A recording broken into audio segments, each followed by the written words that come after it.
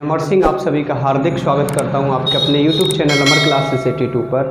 देखिए गाइस, मैं आज आपको बहुत ही प्यारी सी कहानी सुनाने जा रहा हूं जिसका टाइटल है गुरु शिष्य संबंध। ये बहुत प्यारा संबंध होता है।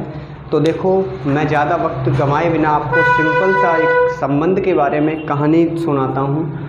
आप ध्यान से इस पूरी कहानी को सुने, आपको एक बहुत अच्छी सीख मिलेगी। दरअसल एक बात उस समय की है जब एक गुरु अपने शिष्य को, जब आश्रम पद्धति चला करती थी तो जो शिष्य हुआ करते थे वो भिक्षा लेके आते थे, उसी भिक्षा से गुजारा हुआ करता था आश्रम का। दूसरा जरिया को राजा महाराजा कुछ दान वगैरह दे दिया करते थे, बाकी दूसरा कोई जरिया नहीं होता था। तो एक दिन एक शिष्य को गुरु ने भिक्षा के लिए भेजा, तो शिष्य गांव में घर घर जाके भिक्षाम देही की आवाज़ लगा के भिक्षा को इकट्ठा कर रहे थे। तो एक दरवाजे पे जाके शिष्य ने और आवाज़ लगाई कि भिक्षाम देही। तो अंदर से दरवाज़ा खुला और तेज़ तर्रार एक साधु निकले और बोले, तेरी ये हिम्मत कि किसी और का गुणगान मेरे दरवाजे पे करने आया है? तो उसने कहा, ये तो मेरे सब गुरु की कृपा है। बोला, फिर तुमने दूसरे की गुणगान मेरे दरवाजे पे किए? बोला, ये तो मेरे गुरु की कृपा है। वो ऐसे ही 2-3 बार दोहराया तो संत को गुस्सा आया और उसने कहा, जा, मैं तुझे श्राप देता हूँ कि कल का उगता हुआ सूरज तू नहीं देखेगा, अर्थात तेरी मृत्यु निश्चित है।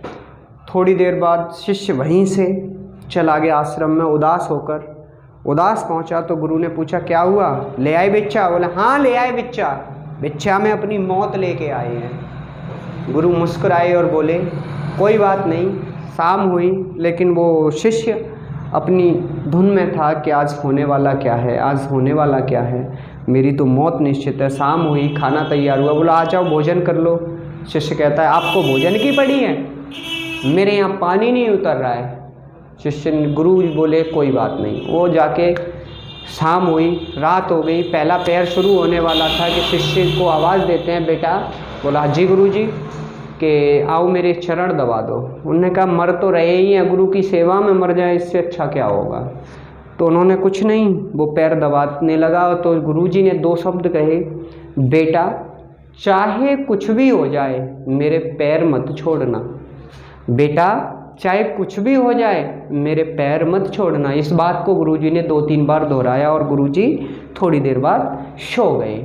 जब सो जाते हैं तो पहला पहर समाप्ति के तौर पे होता है। तभी क्या होता है कि वो साधु क्योंकि उन्हें उसकी मृत्यु करनी थी, गांव वाले भी बताते थे कि इनका श्राप कभी झूठा नहीं जाता।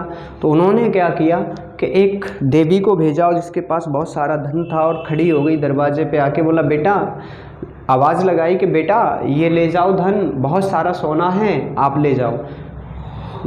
शिष्य कहता है, नहीं, मैं अभी गुरु की सेवा में हूँ, अगर ये धन देना है तो यहाँ दे जाओ, मैं वहाँ आके नहीं लेने वाला।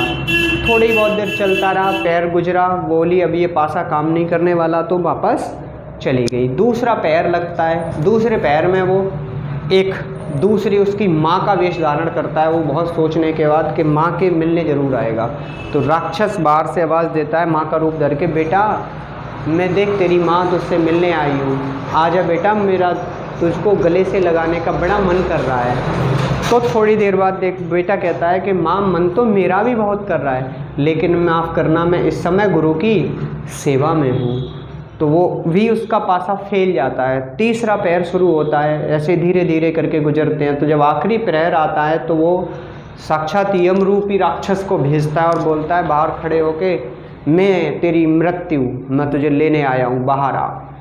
तभी वो कहता है, आप जो भी हों, मुझे ले जाना चाहते हो मेरे पास आओ, मुझे ले जाओ, लेकिन मैं अभी गुरु की सेवा में हूँ, मैं नहीं उठ के जा सकता। तो उसका वो भी पासा फेल हुआ और वो अंततः हार के चला गया।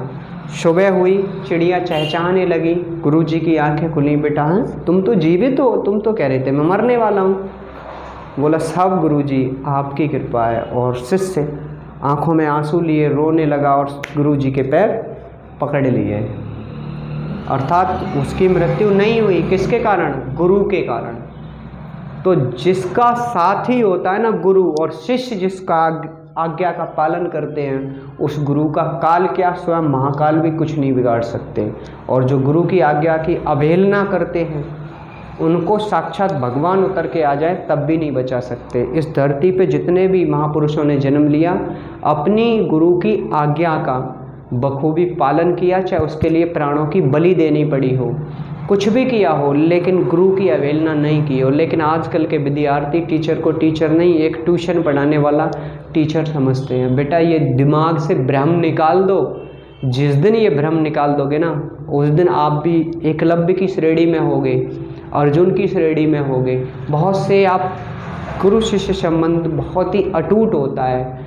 मैं सभी गुरुजनों से और शिष्यों से यही आग्रह करूंगा इस कहानी के माध्यम से कि इस संबंध को मधुर बनाए रखें, ताकि हमारी आगे आने वाली पीढ़ी बहुत अच्छी और एक नई किरण के साथ जागृत हो। जय हिंद, जय भारत।